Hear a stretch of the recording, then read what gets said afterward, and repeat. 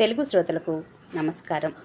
ఇప్పుడు వినబోయే కథ పేరు యలమర్తి అనురాధ గారు రచించిన కోల్పోయిన జీవితం. కథను చివరి వరకు వినండి. నచ్చితే తప్పకుండా ఒక లైక్ చేయండి. అలాగే కొత్తవారు కనుక మన ఛానల్ని చూస్తున్నట్లయితే సబ్స్క్రైబ్ చేసుకోవటం అస్సలు మర్చిపోవద్దు.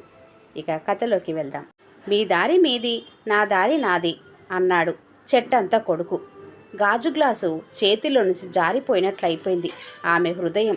కొడుకును పెద్ద చదువులు చదివించటానికి చేసిన అప్పు కొండలా పెరిగి కూర్చుంది. మీరు వేరింట్లో ఉండండి, మిమ్మల్ని చూడ్డానికి వస్తూ ఉంటాను అన్నాడు ఒకప్పటి ఆ అమ్మ కూచి. కన్నవాళ్లను కాదనుకొని భార్యనే ఫాలో అయిపోయాడు. సంపాదించుకునే శక్తి లేని ఆ తల్లిదండ్రులు అప్పుడు ఏం చేశారు అనేది ఈ కథ ద్వారా మనం తెలుసుకుందాం. ప్రశాంత వాతావరణం, చుట్టూ నిశ్శబ్దం, కానీ మనసులో మాత్రం సముద్ర ఘోషల సంఘటనల అలలు ఎగిసి పడుతున్నాయి. సాగర మదనంలా అంతరంగం అల్లకల్లోలమైపోయింది. జీవితంలో ఇలాంటి క్షణం వస్తుందని ఊహించిన రోజు లేదు, కానీ వచ్చేసింది. వద్దన్నా వచ్చేసింది. కరిగిపోయిన కాలాన్ని, జారిపోయిన శక్తిని ఈ వృద్ధాప్యంలో కొని తెచ్చుకోగలనా? కూర్చుంటే లేవలేని పరిస్థితి, ప్రయాణాలు చేయలేని దుస్థితి. వీటన్నిటినీ అధిగమించే అవకాశం తనకి ఉందా? వదులుకున్న దాన్ని మళ్ళీ పొందగలదా? కానీ పొందాలి. ఆ పట్టుదల తనలో పరవళ్ళు తొక్కింది. ఆ ఆలోచనే తనలో లేని బలాన్ని అణువణువున వ్యాపింపజేసింది. అసలు తను కోల్పోయిందేమిటి? ఆ ప్రశ్న ఆమెను గతంలోకి తొంగి చూసేలా చేసింది. ఒక చల్లని సాయం సమయంలో చక్రాధర్ ఉన్నట్టుండి తన జీవితంలోకి ప్రవేశించాడు. అంతే, తన జీవితం అంతా అతని చుట్టూనే చక్ర భ్రమణంలా చుట్టుకుపోయింది. దానికి తానేమీ బాధపడలేదు. చక్కని సంసారం, అన్యోన్య దాంపత్యం, అసలు ఎంతమందికి దక్కుతుందనే మురిపమే. అభిలాష్ అంటే తనకెంతో ప్రేమ. తన ప్రేమ సామ్రాజ్యానికి వారసుడు కదా. ఉద్యోగంలో చేరితే అభిలాష్కి సరైన న్యాయం చెయ్యలేనని వచ్చిన గవర్నమెంట్ ఉద్యోగాన్ని కూడా వదులుకుంది తను. అయినా కానీ ఉన్నంతలోనే వాడి ప్రతి ముచ్చట తీర్చాలని తాపత్రయం. ఎప్పుడు తమ సుఖాన్ని పక్కన పెట్టి వాడి కోరికలు తీర్చాం. అదే ఇప్పుడు తమకు ఎసరు అవుతుందని ఏనాడు అనుకోలేదు. తనకు సంపాదన లేదు కనుక ఉన్నంతలోనే సంతృప్తిగా బ్రతకాలని మనసులో కోరికల చిట్ట తెరవకుండా జాగ్రత్త పడింది. గుట్టుగా సంసారం లాక్కొచ్చింది. ఈ ప్రయాణంలో తమ మనసుకు అత్యంత ఉత్సాహాన్నిచ్చేది పాటలే.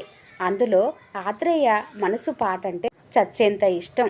తను కూడా ఒక్క పాటైనా అలా మనసు మీద పాడాలన్నది ఎదలోతుల్లో దాగి ఉన్న గాఢమైన కోరిక.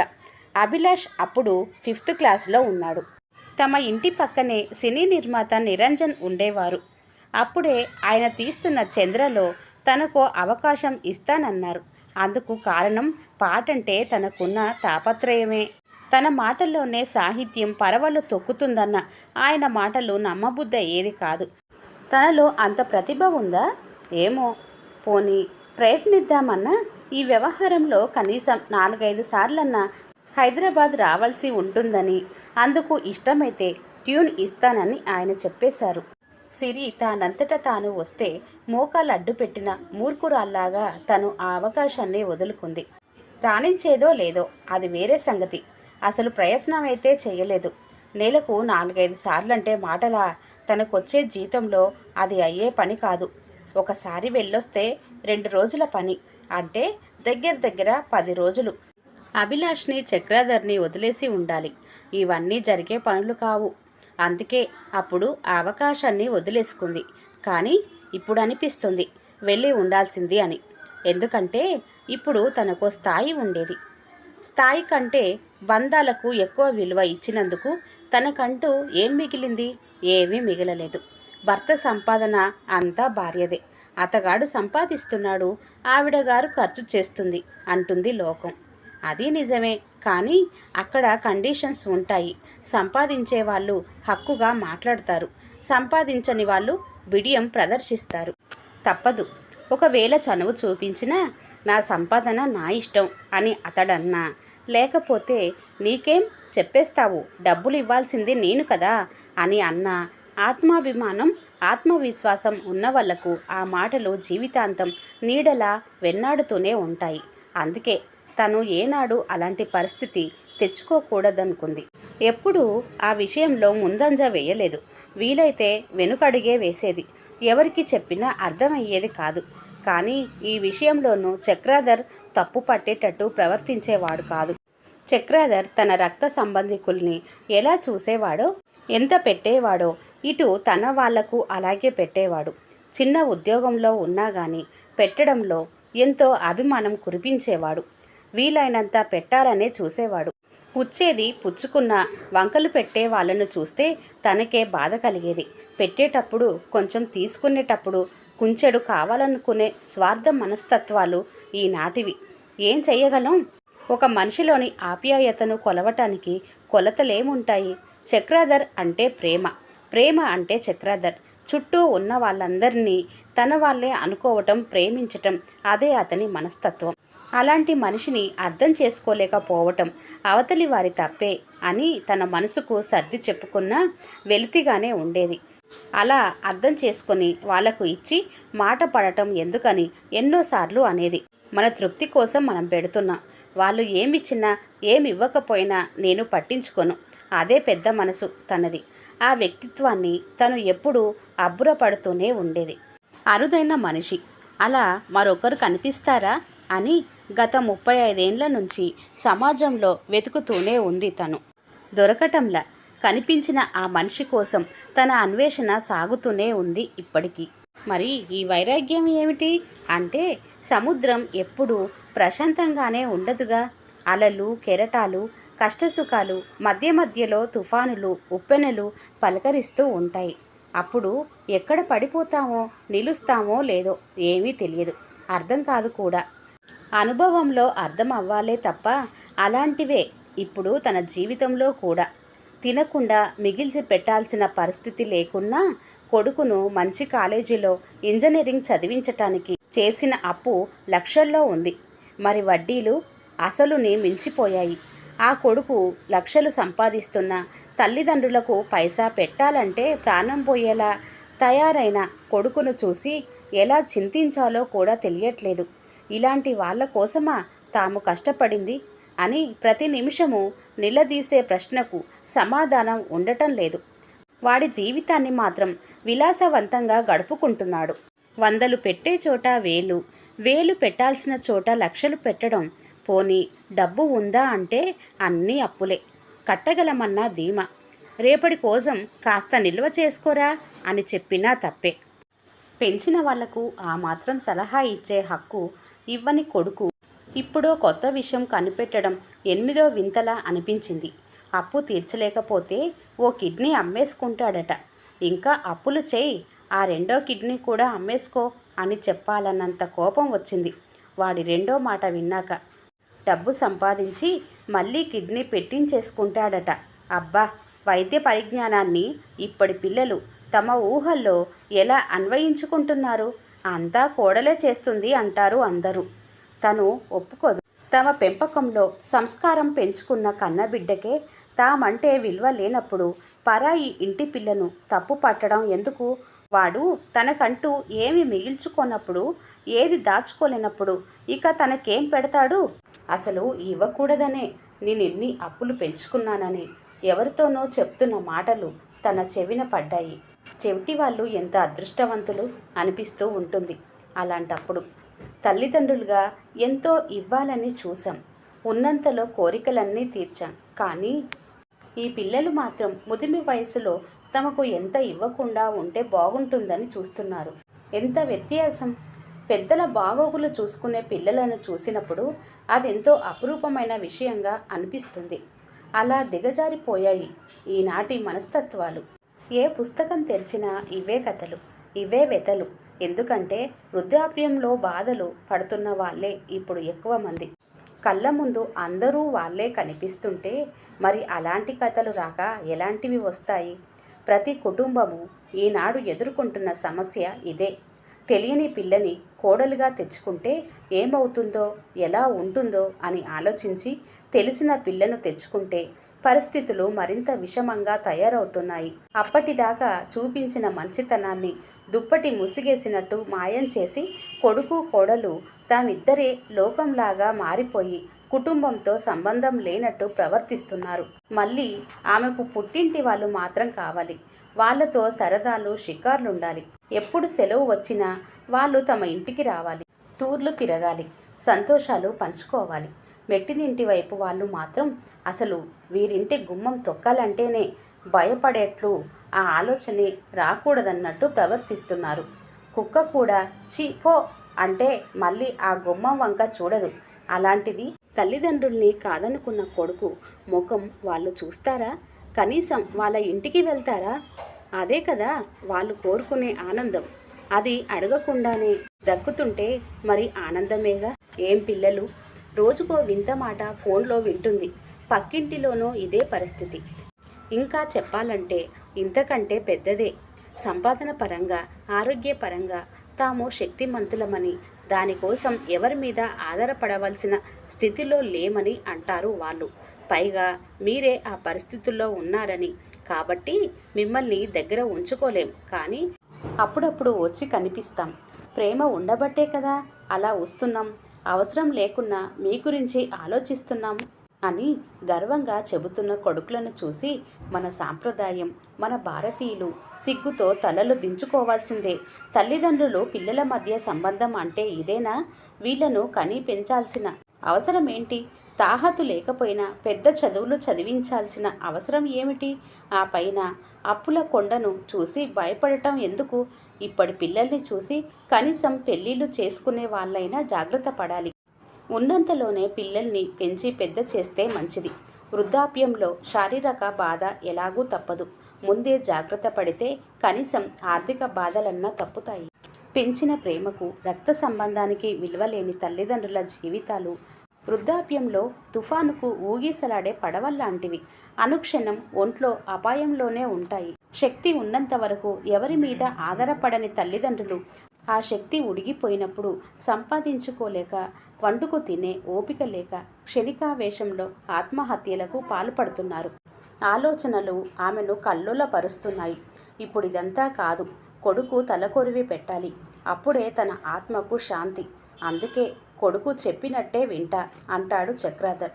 తల్లిదండ్రుల్ని ఎంత దూరంగా పెట్టాలా అని వాడు ఆలోచిస్తుంటే ఎంత దగ్గరవ్వాలా అని ఒక తండ్రిగా చక్రాధర్ ఉత్సాహం చూపిస్తున్నాడు. కానీ ఆ ఇంట్లోకి వెళ్ళి స్వాతంత్ర్యాన్ని పోగొట్టుకోవటం తనకు మాత్రం ఇష్టం లేదు. అసలు తామిద్దరిని ఇంట్లోకి రానిచ్చే ఉద్దేశం లేదని వాడు చెప్పినా గాని తండ్రి హృదయం మళ్ళీ మళ్ళీ ప్రయత్నించమంటుంది. ఆ విషయం కూడా ఎంత తెలివిగా చెప్పాడో. మీ సామానులన్నీ ఎక్కువ అవుతున్నాయి కదా, ఒకే ఇంట్లో అవన్నీ పట్టవు. అందుకని పక్కనే ఓ అపార్ట్మెంటు తీసుకుందాం అన్నాడు అభిలాష్. మళ్ళీ క్షణకాలం దాటకు ముందే ఇక్కడ దొరక్కపోతే ఆ ఎదురు అపార్ట్మెంట్లో, లేదంటే మరి కాస్త దూరంలో అన్నాడు. అలా మాటల్లోనే తనింటి నుంచి తల్లిదండ్రుల దూరం పెంచేశాడు. మళ్ళీ బదిలీ వచ్చినప్పుడు తన సామాన్లు తను తీసుకెళ్ళిపోవాలంటే విడిగా ఉంటేనే సులభం అంటాడు. దూరంగా వేరే ఇంట్లో ఉంటే టిఫిన్లు, భోజనాలు వాళ్ళే తెచ్చి పెడతారట. అరచేతిలో స్వర్గం అంటే ఇదే. వాళ్ళు 11కో 12కో లేస్తారు. ఈ ముసలి ప్రాణాలు తిండి కోసం అప్పటిదాకా ఎదురు చూడాలన్నమాట. మాట్లాడితే సరిపోతుందా? అందులో కొంచెమైనా నిజాలుండాలిగా. సరిగ్గా 3 నెలల్లో ఆ మాటలన్నీ అటకెక్కి కూర్చున్నాయి. ఏ కడుపో వస్తే చాకరీ చెయ్యటానికి తల్లిదండ్రులు కావాలన్నమాట. పనివాళ్ళు వీళ్ళంత నమ్మకంగా పని చెయ్యరుగా. ఇప్పుడు ఇంటికి రావద్దని తరిమి కొట్టి మళ్ళీ అవసరానికి పిలిస్తే బుద్ధున్న వాళ్ళు ఎవ్వరూ వెళ్ళరు. కానీ చంద్రశేఖర్ మాత్రం ప్రేమ అనే మాటకు తల వంచుతాడు. అతను స్పెషల్ నాన్న. పిల్లలు తెలియక తప్పు చేస్తారు. వాళ్ళను క్షమించాలి కదా. వెళ్దాం పాపం అంటాడు. పిల్లలు ఎప్పుడూ తప్పులు చేస్తూనే ఉంటారు. తల్లిదండ్రులు ఎప్పుడూ క్షమిస్తూనే ఉండాలి. ఎంత మంచి సిద్ధాంతం. తమని వాళ్ళెంత దూరంగా పెడుతున్నా ఛీ పో అంటున్నా మనం ప్రేమ కురిపించాలి. అందరిది ఇదే మాట. లేకపోతే ఆ కోడలు చూడు మీ వాళ్ళు అంటూ ఇంకా ఎక్కించేస్తుందని. ఎక్కిస్తే ఎక్కిపోయే నిషా లాంటిదే. మనసైతే దానిని మనం మార్చగలమా? కరిగించగలమా? పరాయి ఇంటి నుండి వచ్చిన పిల్లని మన పిల్ల అని మన అందరిలోనూ కలుపుకొని పోవాలి. దానికి బదులు ఆ పిల్లను పూర్తిగా నెత్తికెక్కించుకొని కుటుంబ సభ్యులనే పరాయి వాళ్లను చేస్తుంటే ఏ తల్లిదండ్రులు మాత్రం ఆ బాధ భరించగలరు? ఏ వృద్ధాశ్రమానికి వెళ్ళినా ఇలాంటి అనుభవాలే.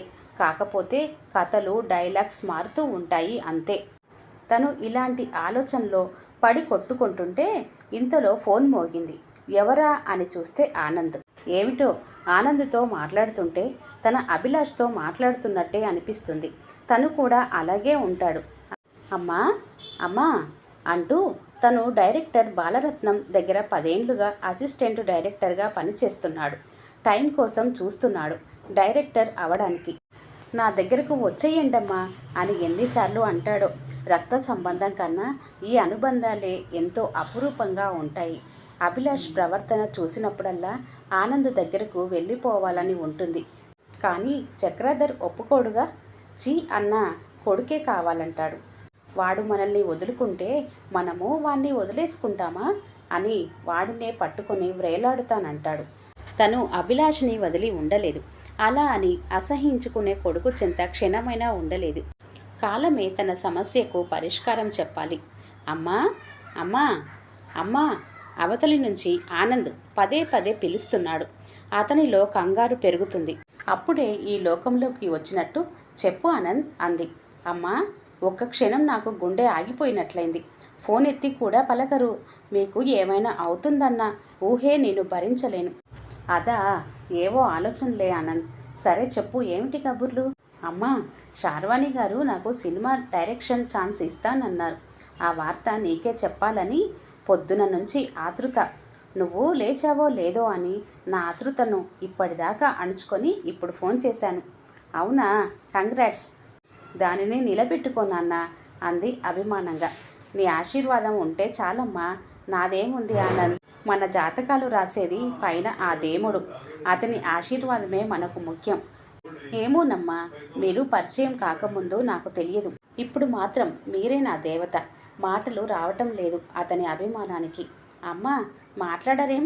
చెప్పు నాన్న, వింటున్నాను. నా సినిమాకు పాటలన్నీ మీరే రాయాలమ్మా. మాటలు కూడా రాస్తే ఇంకా ఆనందం. కథ గురించి డిస్కస్ చేద్దాం. అంచేత ముందు ఈరోజు ఎలాగైనా ఆవిడ చేత ఓకే చేయించుకుంటానంతే.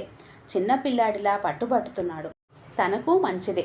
ఎప్పుడో చేజార్చుకున్న అవకాశం ఇప్పుడు చేతుల్లోకి వచ్చింది. ఇప్పుడు భర్త పిల్లల గురించి ఆలోచించాల్సిన అవసరము కనిపించటం లేదు. ఇప్పుడు వాళ్లకు తను అక్కర్లేదు కదా. కనీసం సాహిత్యంతో అయినా తోడు పంచుకుంటే మనసు కుదుట పడుతుందేమో. తన ఆలోచనలో తను కొట్టుకుపోతుంది. ఏమ్మా సరే అన్నట్లే కదా. నేను రాయగలనా ఆనంద్ అంది సంశయిస్తూ. అనుమానమే లేదమ్మా, ఆ నమ్మకం నాకుంది. అనే చిన్న మాట చెప్పేయండి, లేదంటే మీ ఇంటి ముందు ధర్నా చేసేస్తాను. అంతొద్దులే ఆనంద్, రాస్తాను కానీ బాగుంటేనే తీసుకో, లేదంటే లేదు. ఒప్పుకున్నారు, అదే చాలు. అసలు బాగుందో లేదో చూడాల్సిన అవసరమే ఉండదమ్మా. ఓ మంచి రోజు చూసి ప్రారంభించేద్దాం. సంతోషం అని తను ఫోన్ పెట్టేసింది. ఇక అప్పటి నుంచి తనలో ఏదో కొత్త ఉత్సాహం పొంగుకొస్తుంది. తీయని బంధాలు సినిమా సూపర్ హిట్ అయ్యింది. ఇక ఎక్కడ చూసినా ఎక్కడ విన్నా ఎవరి నోటి నుంచైనా ఆ సినిమాలో పాటలే. అదే హవా చెలరేగుతుంది. సినిమాలో ప్రతి మాట ఓ ఆణిముత్యమే. ఒక్క సినిమాతో ఫిలిం రైటర్గా ఆమె పేరు మారుమ్రోగిపోయింది. ఆఫర్ల మీద ఆఫర్లు తన్నుకొచ్చాయి. వచ్చిన అవకాశాలన్నీ ఒడిసి పట్టుకుంది. ఇప్పుడు తన చేతి కింద ఎందరో మనుషులు. కాలు కింద పెట్టాల్సిన పని లేదు. డబ్బు కోసం ఆలోచించాల్సిన పరిస్థితి లేదు. 1 సంవత్సరంలో పరిస్థితి తలకిందులైపోయింది. అందనంత ఎత్తులో ఆమె. ఐటీ ఉద్యమంలో ఉద్యోగం తీసేసిన లిస్టులో అభిలాష్. జాలి వేసింది కానీ కనికరం మాత్రం కలగలేదు. ఈ తల్లి హృదయానికి తన గుండెను అంతలా బండరాయిలా మార్చేశాడు. వాడి మాటంటే తనకు ప్రాణం. వాడి చూపంటే తనకిష్టం. వాడు బాధపడినా, వాడి కళ్ళల్లో కన్నీళ్లు వచ్చినా తను చూడలేదు. ఎంతైనా కన్నతల్లిని కదా.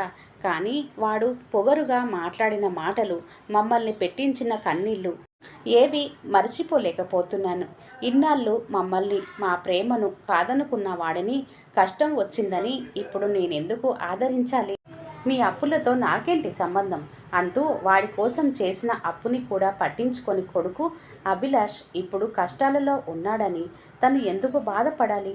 తను ఇప్పుడు కావాలంటే ఓ కంపెనీ పెట్టించగల స్థితిలో ఉంది. కానీ యువ రక్తంతో బంధాలకు విలువ ఇవ్వకుండా, విలువలను పట్టించుకోకుండా తయారైన ఇలాంటి వాళ్ళకి బుద్ధి చెప్పాల్సిందే. వాడికి తన మీద తమకు నమ్మకం ఎక్కువ కదా, ఆ నమ్మకంతోనే వాడు మళ్ళీ పైకి రావాలి. అదే వాడికి మంచిది అని నిర్ణయించుకుంది. అభిలాష్ని ఆదుకోవటం లేదని చక్రి అలిగి కూర్చున్నాడు. ఏం, తాము కన్నీళ్లు పెట్టినప్పుడు వాడు అర్థం చేసుకున్నాడా? ఇంకా వాళ్ళిద్దరూ సంతోషంగా ఉంటే మేము చూడలేకపోతున్నామని అబద్ధం వేశాడు. మీరు బాధపడుతున్నారని మేము బాధపడాలా అన్నాడు. ఇన్ని మాటలన్న వాడిని తను క్షమించాలా? ఒకవైపు మనసు గాయపడిన తల్లిగా, మరోవైపు కనిపించి లాలించిన తల్లిగా తనవి రెండు పాత్రలు, రెండు రకాల వేదనలు. సాయం చెయ్యమంటూ ఒకరు, వద్దని మరొకరు చెరోవైపు లాగేస్తున్నారు. ఇలా ఈ సంఘటనలు, ఈ అనుభవాలు ఒక ఫిలిం రైటర్గా తన కళాన్ని మరింత పదునెక్కిస్తున్నాయి. ఈ రెండు రకాల బాధలకి పరిష్కారం భగవంతుడికే వదిలేస్తే మంచిదనిపిస్తుంది. ఎందుకంటే మనల్ని నడిపించేది ఆయనే కదా. అనుకున్నట్టుగానే ఆనంద్ తీసిన రెండో సినిమా నిత్య వసంతం కూడా హిట్ అయింది. మొదటి సినిమా కంటే రెండోది మరీ బాగుందని, చూసిన వారే మళ్ళీ మళ్ళీ చూస్తున్నారని, కలెక్షన్స్ అంచనాలకు మూడింతలున్నాయని, ఇదంతా మీ వల్లే అని ఆ క్రెడిట్ అంతా తనకే ఇచ్చేస్తున్నాడు.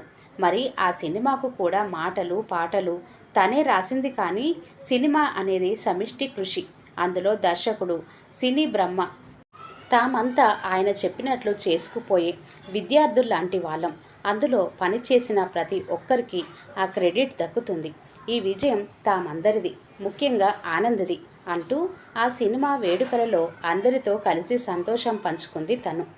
ఆ తర్వాత ఫిలిం రైటర్గా ఎన్నెన్నో అవార్డులు, పురస్కారాలు దక్కాయి. అవన్నీ కలలో కూడా ఆమె ఊహించనివే. ప్రభుత్వ సత్కారాలు అందుకుంది. ఆ సంతోషం కన్నా అభి పడే కష్టాలే తనను ఎక్కువ బాధించేవి. దూరంగా ఉన్న తన కొడుకు ఎప్పుడూ అభివృద్ధిలో ఉండాలనేదే తల్లిగా తన కాంక్ష అని పదే పదే తన మనసుకి చెప్పుకునేది. దేవుడు ఆమె మొర ఆలకించినట్లు అభి పడి లేచిన కెరటంలా మళ్ళీ నిలదొక్కున్నాడు. ఎంతో సంపాదించాడు. కానీ దానితో ఆనందాన్ని పొందలేకపోయాడు. అన్నీ ఉన్నా ఏదో లేని లోటు అతనికి స్పష్టంగా కనిపిస్తుంది. ఇన్నాళ్ళు అది తనకి కనిపించలేదు. అదే అమ్మా నాన్నల ప్రేమ. వాళ్ళ చూపుల్లో కనిపించే అనురాగం అతనికి ఎక్కడా వెతికినా దొరకలేదు. అప్పటిదాకా భార్య విధేయుడిగా ఉండటం తప్ప తను సాధించింది ఏమీ లేదని అర్థమైంది. తల్లిదండ్రులను భార్య ముందే చులకన చేశాడు. దాంతో ఇంట్లో ఎవరి మీద తన భార్యకు గౌరవం లేకుండా పోయింది. భార్య విధేయుడుగా ఉంటూ ఎంతో బాగా చూసుకుంటున్న తన మీద కూడా విసురులు, కసురులు నిత్య కృత్యాలుగా మారిపోయాయి. దానికి ఈసడింపులు, నిర్లక్ష్యాలు తోడయ్యాయి. చిన్నతనం నుంచి తప్పు చేస్తే తప్ప ఏనాడు కసురుకొని అమ్మా నాన్న గుర్తుకొచ్చారు. వాళ్ళ పట్ల తన ప్రవర్తన గుర్తుకొచ్చింది. అప్పట్లో తను మాట్లాడిందే కరెక్ట్, తను చెప్పిందే నిజం అనిపించేది. అమ్మా నాన్నలే తప్పుగా మాట్లాడతారని మూర్ఖత్వంగా ఆలోచించాడు. కానీ ఇప్పుడు అనుభవాలు అన్నీ అర్థమయ్యేట్టు చేశాయి. బంధాలు లేని జీవితం ఎడారిలా నిస్సారం అని కూడా తెలుసుకున్నాడు. కానీ తల్లిదండ్రులు తనను మళ్ళీ ఆదరిస్తారా అన్న సంశయమే తనను ఎక్కువ పీడిస్తుంది. ఏ ముఖం పెట్టుకొని వాళ్ళ దగ్గరకు వెళతాడు? ఎన్ని మాటలన్నాడు తను? తనేనా అలా మాట్లాడింది? ఇలా ఎన్నో వేల ప్రశ్నలు అతని కళ్ళ ముందు మెదిలాయి. చిన్నతనంలో క్లాస్లో ఫస్ట్ రావాలని తనకన్నా అమ్మే ఎక్కువ తాపత్రయపడేది. ఏదన్నా ఒక ప్రశ్న చదవటం మర్చిపోతే తను స్కూల్ బస్సులో వెళ్ళిపోయినా తన వెనుక బండి మీద వచ్చే తన తోటి క్లాసు పిల్లలకు అదే పనిగా ఫోను చేసి మరీ చెప్పి పంపేది. వాళ్ళు చెప్పారా లేదా అని మళ్ళీ తనను కనుక్కునేది. తన ప్రతి విషయంలో అంత శ్రద్ధ తీసుకునేది. వార్ధక్యంలో వాళ్ళకి తన అవసరం ఎంతో ఉందని తెలిసినా తను పట్టించుకోలేదు. అవసరానికి వాడుకునేవి కాదు ప్రేమలు. కానీ దుష్యంతుడు శకుంతలను మర్చిపోయినట్లు తల్లిదండ్రుల్ని మర్చిపోయాడు. అతనికి మునిశాపం. మరి తనకి ఏమైందో తెలియదు. తనుగా మాత్రం లేడు. ఇప్పటి అభిలాష్కి పాత అభిలాష్కి పోలికే లేదు. అప్పటి అభి అందరితో ఎప్పుడూ ప్రశంసలు పొందుతూ ఉండేవాడు. ఇప్పటి అభి తల్లిదండ్రులను చేరదీయని 1,00,000 మందిలో ఒక్కడుగా చేరిపోయాడు. పై స్థాయి నుంచి ఒకేసారి పాతాళానికి జారిపోయాడు.